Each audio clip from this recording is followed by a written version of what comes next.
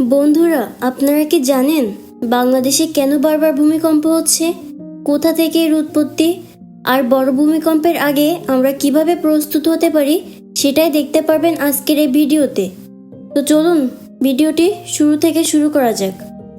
শুরুতেই আমরা জানব ভূমিকম্প কেন হয়। ভূমিকম্প হয় পৃথিবীর ভূপৃষ্ঠে প্লেটগুলো নড়াচড়ার কারণে।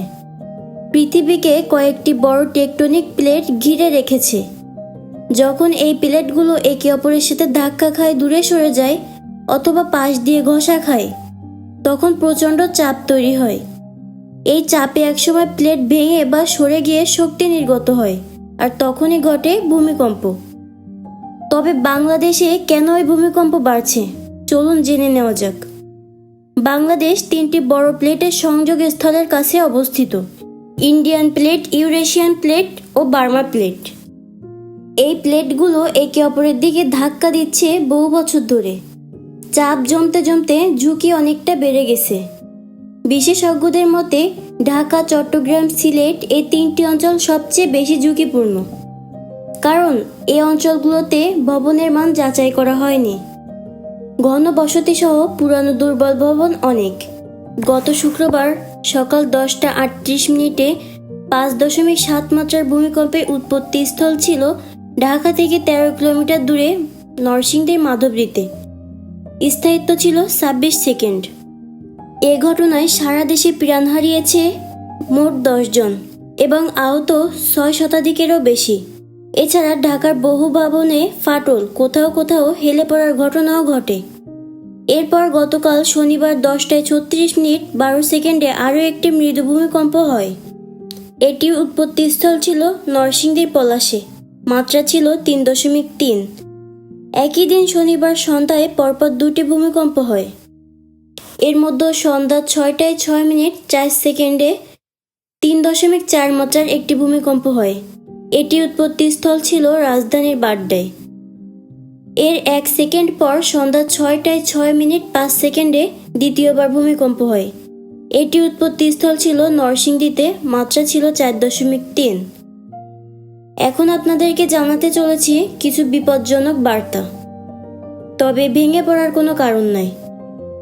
বাংলাদেশ প্রকৌশল বিশ্ববিদ্যালয়ের বুয়েট বিভাগের অধ্যাপক মেহেদী আহমেদ আনসারি বলেন, বড় ভূমিকম্পের আগে 30 থেকে 40টি ছোট ছোট ভূমিকম্পন হতে পারে।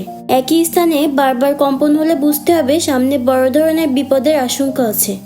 বিশ্লেষকরা আশঙ্কা করছেন ঢাকার 100 কিলোমিটারের মধ্যে 7 মাত্রার ভূমিকম্পন হলে 2 থেকে 3 লাখ মানুষ হতাহত হতে পারে। 5 থেকে 7 লাখ মানুষ অবরুদ্ধ হওয়ার পাশাপাশি ভেঙে পড়তে পারে ঢাকা শহরের 35% ভবন। তবে বিশ্লেষকরা আরও বলছেন, বড় ধরনের ভূমিকম্প এড়ানো হয়তো সম্ভব না, তবে ক্ষয়ক্ষতি কমানোর উদ্যোগ নেওয়া যেতে পারে। এখন আপনাদেরকে কিছু মোটিভেশনাল টিপস দিব।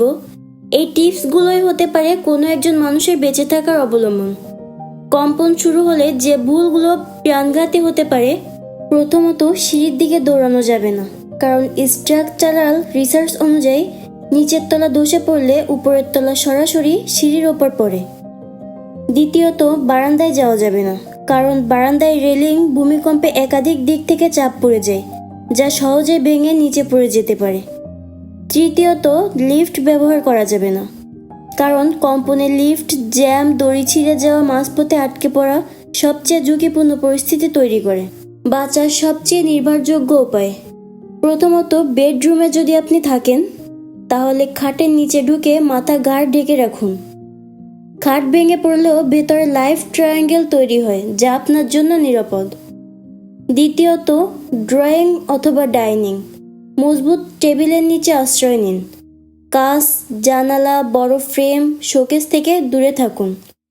তৃতীয়ত, হেলমেট, বালতি, ঝুড়ি, ব্যাগ যা পাবেন তাই মাথার উপর চেপে ধরুন। ভূমিকম্পে যে কোনো ভাঙা বস্তু মাথা লক্ষ্য করেই পড়ে।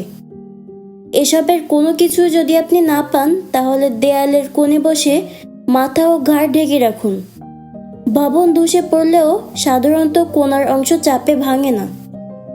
তাই বলি, সচেতনতা আমাদের সবচেয়ে বড় শক্তি। একটু প্রস্তুতি, একটু জ্ঞান অনিশ্চিত এক মুহূর্তেও জীবন বাঁচাতে পারে। আজ এই পর্যন্তই বন্ধুরা। ভালো থাকবেন, সতর্কতা অবলম্বন করবেন। কথা হবে আগামী কোনো ভিডিওতে। খোদা হাফেজ।